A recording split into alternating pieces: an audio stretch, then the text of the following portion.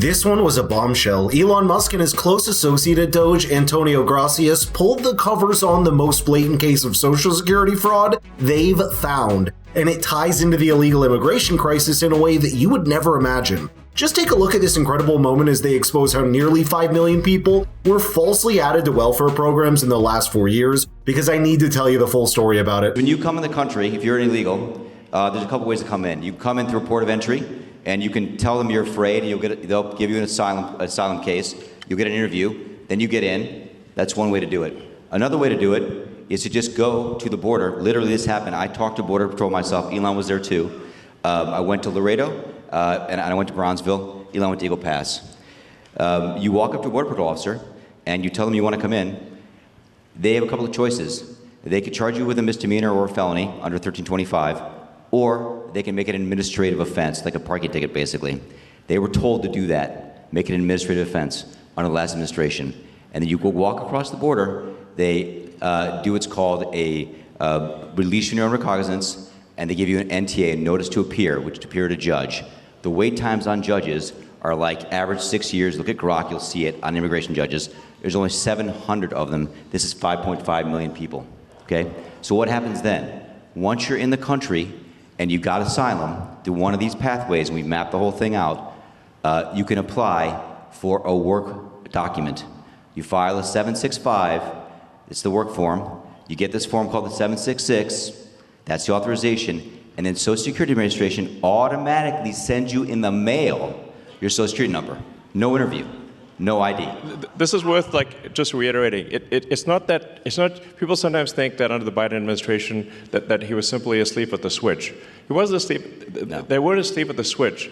It was a massive, large-scale program to import as many illegals as possible, ultimately to change the entire voting map of the United States and disenfranchise the American people and make it a permanent, deep blue, one-party state from which there would be no escape. Now, if you want to scale for how easy that actually is, remember that Joe Biden won the last election by a margin of about 44,000 votes, and there's only a difference of a few 100,000 votes that allow these 7 swing states to even exist, all of which went red in the election. Compare that to how those numbers are dwarfed by the sheer number of illegal border crossings in the last 4 years that are in the millions, and you start to realize just how fragile the integrity of a democracy really is. By the way, we're speaking the truth to power like no one else will, so please be sure to subscribe to Millionaire Mentor to become a part of the movement. Now, what's insane is that the state of California in the last decade has almost become a trailer and a template for what the modern Democrats want to model the rest of the country into. That's why it sent such shockwaves in the media last year when Gavin Newsom actively signed into law an act that prohibited a local government from enacting or enforcing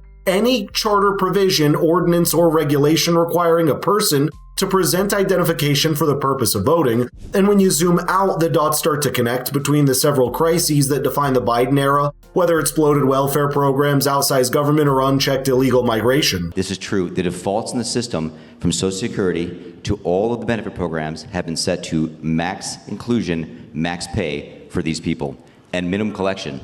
That's what's happening. We found 1.3 million of them already on Medicaid, as an example.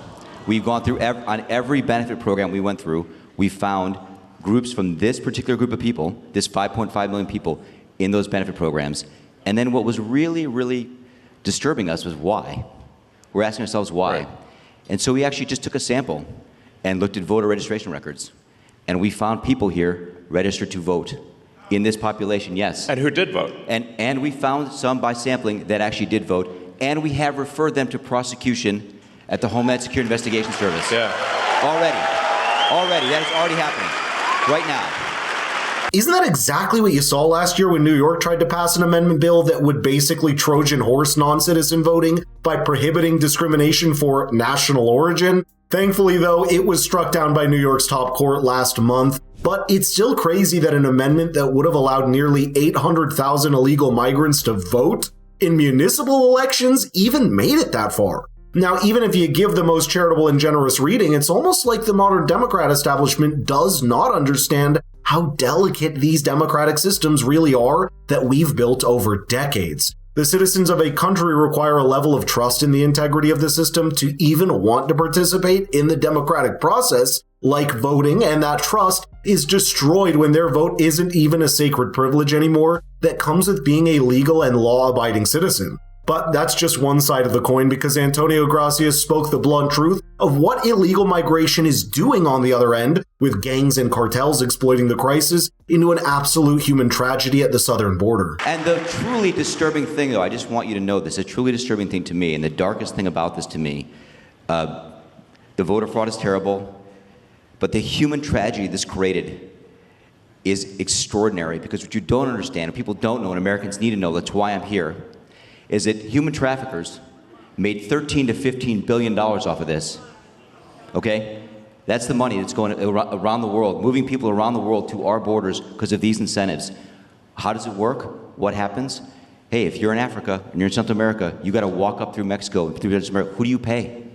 You pay the narcos, you pay the traffickers, right? And we were told by ICE, it's between $20,000 and $500, depends where they pick you up, to walk across all those countries and get all the way up to the border. Where's that money goes?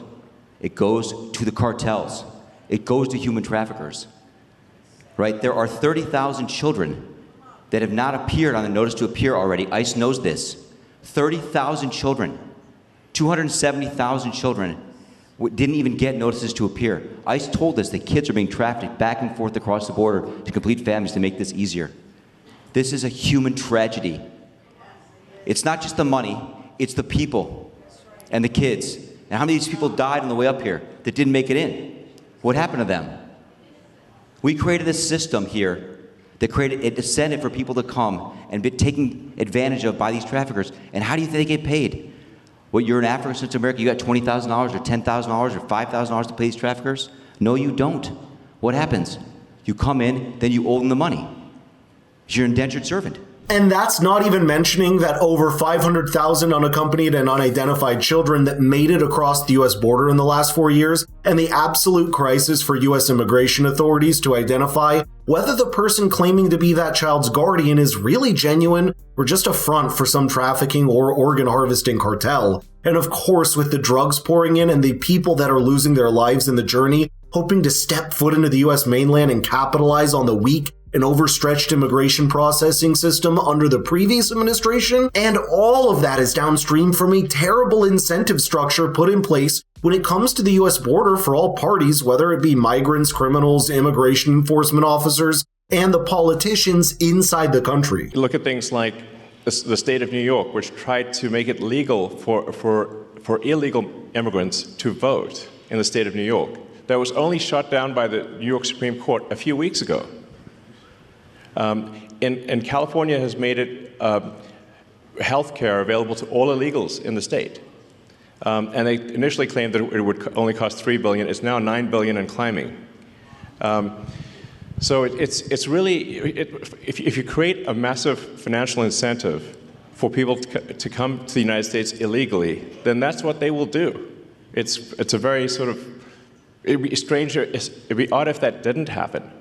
So the thing that actually has the Democrats losing their mind by far, the real reason for these attacks and sort of the burning of the cars and everything is that we're going to turn off the payments to illegals.